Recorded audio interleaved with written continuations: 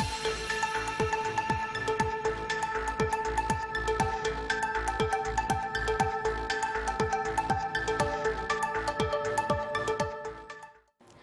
वालेकुम, मैं हूँ हिरा अमीन और आप देख रहे हैं लीगल मैटर्स विद हिरा अमीन।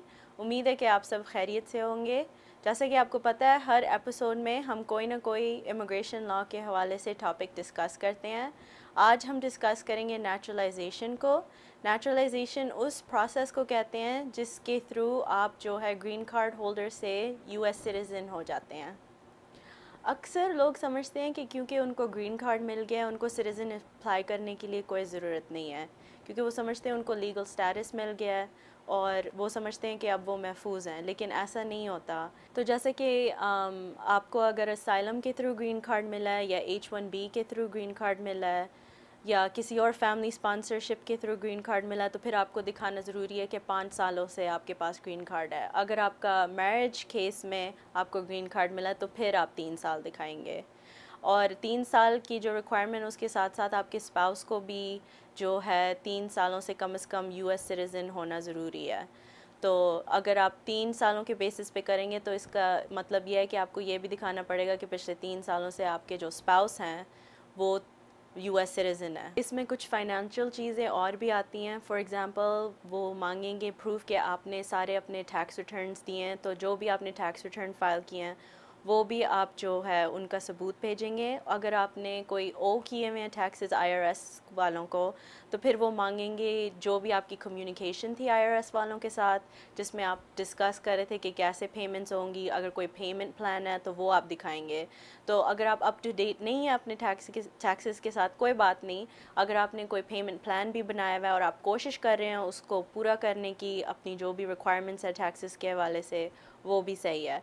तो ज़रूरी ये नहीं है कि आप हर चीज़ में परफेक्ट हों, लेकिन कम से कम जो भी कमियां हों उनको आपने दिखाना है कि आप उसे पूरी कर रहे हैं। इसमें एक और चीज़ आती है क्रिमिनल रिकॉर्ड के हवाले से और ड्रग्स और अल्कोहल के हवाले से। वो प्रूफ चाहेंगे कि आप किसी ऐसे मसले में तो नहीं है कि आप एडिक्टेड हैं किसी ड्रग या अल्कोहल से। अगर माजी में कोई ऐसी सिचुएशन थी और आपने कोई प्रोग्राम किया है ड्रग और अल्कोहल डिपेंडेंस के हवाले से, तो उसका भी प्रूफ आप दे सकते हैं कि ऐसा मसला था लेकिन अब नहीं है, अब ये रिज़ॉल्व हो गया, अब मेरा मॉरल कैरेक्टर जो है सही हो गया है। और जो है क्रिमिनल केसेस के हवाले से, वो सिचुएशन थोड़ी कॉम्प्लेक्स हो जाती है और उसमें जो है आपको वकील का या किसी प्रोफेशनल से जो है आपको रब्ता करना चाहिए और उनसे डिस्कस करना चाहिए नेचुरलाइजेशन अप्लाई करने से पहले। अगर आपकी कोई क्रिमिनल कन्विक्शन है तो आप कोर्ट से जो है उसकी इन्फॉर्मेशन लेके वकील के पास जाएं और मशवरा करें अप्लाई करने से पहले।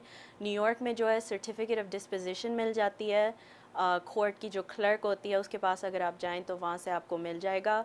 वो लेके और जो भी आपकी डॉक्यूमेंट्स है उस हवाले से आप वकील के पास लेके जाएं और मशवरा करें, देखने के लिए कि अगर आप अप्लाई कर सकते हैं कि नहीं।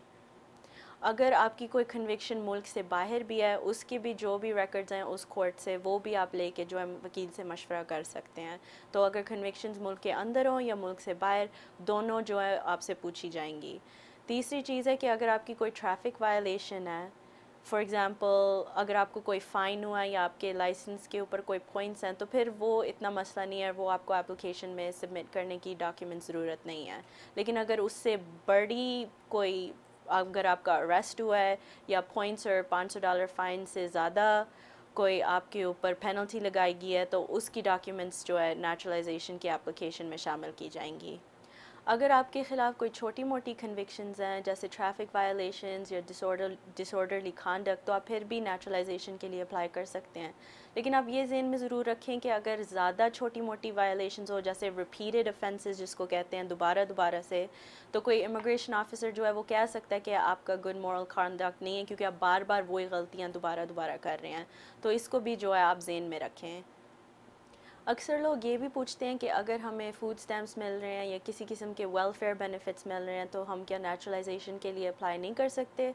और ऐसा कोई मसला नहीं है। अगर आपको वेलफेयर या कोई फाइनेंशियल सपोर्ट मिल रही है, आप तब भी नेचुरलाइजेशन के लिए अप्लाई कर सकते हैं। और गुड मॉरल कैरेक्टर में तो वैसे काफ़ी चीज़ें शामिल होती हैं, लेकिन एक आखिरी जो रिक्वायरमेंट मैं आपको बताना चाहूँगी, مرد حضرات کے لیے سلیکٹیو سروس ریکوائرمنٹ ہے، تو جو 18 اور 26 سال کے درمیان لوگ ہیں ان کو سلیکٹیو سروس کے لیے جو ہے رجسٹر کرنا ضروری ہے، جو اگر آپ نہ کریں تو پھر آپ نیچرلائزیشن کے لیے نہیں اپلائی کر سکتے، یا اپلائی کر سکتے ہیں لیکن پھر آپ کو جو ہے سلیکٹیو سروس والوں سے لیٹر حاصل کرنا پڑتا ہے کہ آپ نے دیر سے رجسٹریشن کی، یا ایک لیٹر وہ دیتے ہیں وہ آپ حاصل کر کے جو ہے نیچرلائزیشن کے لیے اپلائی کر سکتے ہیں۔ لیکن یہ کہ اگر 18 اور 26 سال کی عمر میں آپ امریکہ میں رہ رہے تھے تو پھر بہت ضروری ہے کہ آپ سلیکٹیو سروس کی رجسٹریشن اپنی کروائیں، لیکن یہ صرف مرد حضرات کے لیے، عورتوں کے لیے نہیں۔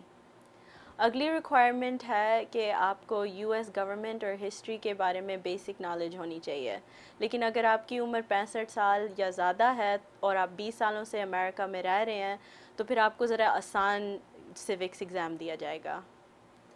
آخری ریکوائرمنٹ یہ ہے کہ کم از کم آپ کی 18 سال عمر ہونی چاہیے، اور کہ آپ اوتھ آف الیجنس اٹھا سکتے ہیں لیگلی، اور کہ آپ اگری کرتے ہیں کہ آپ اوتھ آف الیجنس اٹھائیں گے۔ اس کا یہ مطلب ہے کہ آپ حلف اٹھانے کے لیے تیار ہیں کہ آپ امریکہ کے ساتھ لوئل رہیں گے۔ ناظرین، اس کے بارے میں ہم مزید بات کریں گے، لیکن پہلے لیں گے ایک چھوٹا سا بریک۔ کہیں مچ آئے گا، دیکھتے رہیے لیگل میٹرز ود ہرا امین۔